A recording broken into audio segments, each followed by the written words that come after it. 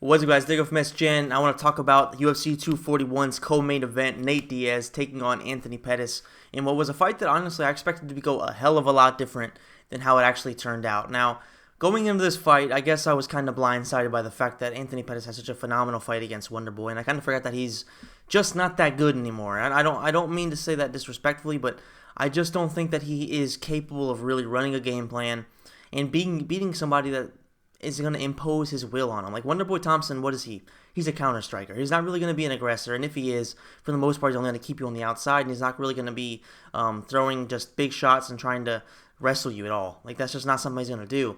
Unfortunately for him, Nate Diaz, he doesn't play that game. His whole game is just be in your face, get you tired, and once he does, he's going to just punish you. And like realistically, I didn't expect Nate Diaz to be able to wrestle fuck, or not really wrestle fuck, but to hold Anthony Pettis against the cage, and he was able to consistently. There was literally nothing Anthony Pettis would do, and I don't know if that was maybe him being hurt because of his foot, maybe because he just, I don't know. It just seems like literally anybody can hold Anthony Pettis against the fence, and it just makes no sense.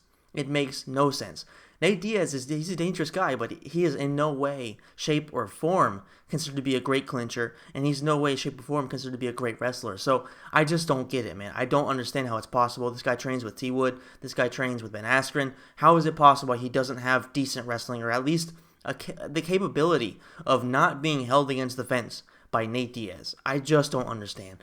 This whole game plan for this fight had to just be keep the distance as much as possible, use some boxing, but most importantly, destroy those legs. He landed a few leg kicks, but it just didn't really go anywhere. And of course, I think he broke his foot, which is of course a shame. But it doesn't matter, man. It does not matter. He was still letting himself be held against the fence. He wasn't doing anything to fight off of it. So he just played himself into Nate Diaz's game the entire time.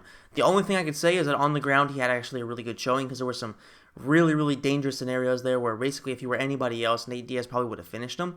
But his jiu-jitsu is very, very good, both offensively and defensively. So we saw him get out of some really dangerous situations and actually put Nate in a few relatively dangerous situations too. So you have to give him credit for his ground game. But on the feet, I just don't understand what's going on with Pettis. Like, beating Wonderboy Thompson is huge, and losing to Nate Diaz, who, with all due respect, is a really good fighter, but I don't understand. Like, I just don't understand. This guy got destroyed by Josh Thompson. Of course, that was years ago, so presumably Nate's gotten better. But like how is somebody losing to him in that fashion? I just don't get it.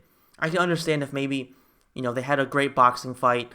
Maybe Pettis he gassed out trying to throw bombs, because that's what happens against the Diaz brothers, and he ended up just getting outboxed. But he literally got out grappled against the fence.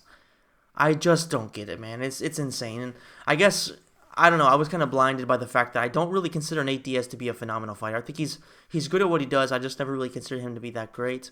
And I thought that Anthony Pettis was probably going to expose the leg kicks, because his kicks are phenomenal. I just thought that he was going to expose him a little bit there, and he was going to use it to his advantage and beat him down. But for some reason, he just doesn't do it. And he lets himself be held against the fence. Literally, at one point in the fight, it's like he all of a sudden realized, wait a minute, I can step to the side.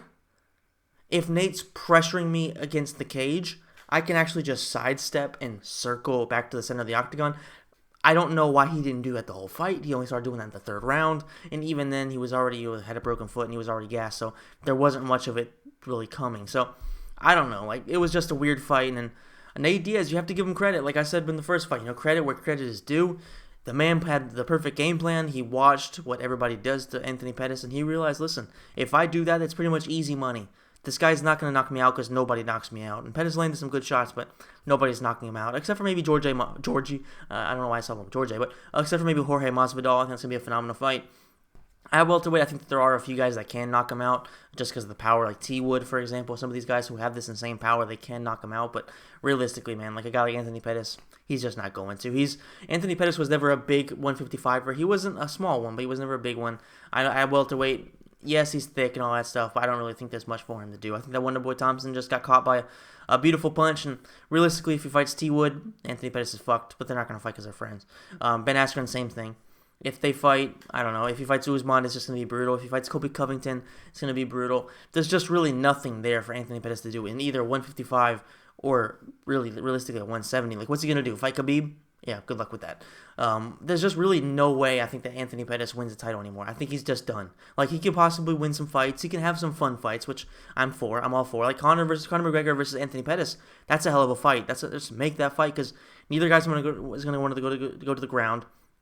And they're going to stand and bang. I think that probably Conor McGregor, if he gets his head even remotely right, wins that fight because he can just hold Anthony against the fence. But we'll see who gets tired faster, and we'll see who does something stupider faster. So I don't know, man. Like, regardless, Nate Diaz had a phenomenal fight.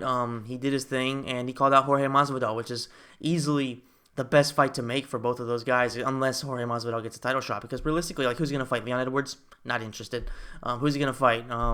Ben Askren again. That's just not gonna. It'd be funny, but not gonna. It's just not gonna happen. Robbie Lawler. No, he's coming off of a loss.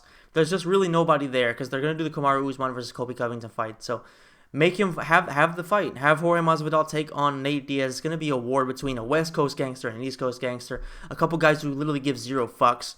There's gonna be nothing but mutual respect, which is pretty insane considering who these two. Well, from Masvidal, I can expect that he doesn't like to talk, but Nate Diaz, he loves to talk. So, and it looks like Nate Diaz really respects the shit out of him. So that'd be a hell of a fight, man. I think two guys are gonna go out there with bad intentions to just go out there and brawl. I think Masvidal wins, and I think he wins by knockout. But still, it's going to be a phenomenal fight if it does happen. So hopefully UFC will do it. So that is it for this video, guys. Let me know in the comment section down below what you thought of the fight and what you think of Anthony Pettis. Can he somehow get himself towards title contention, or is he finished? I think he's finished. Let me know all these things in the comment section down below. And thank you so much for watching. I'll see you in the next video, guys. It's going to be Stipe versus DC.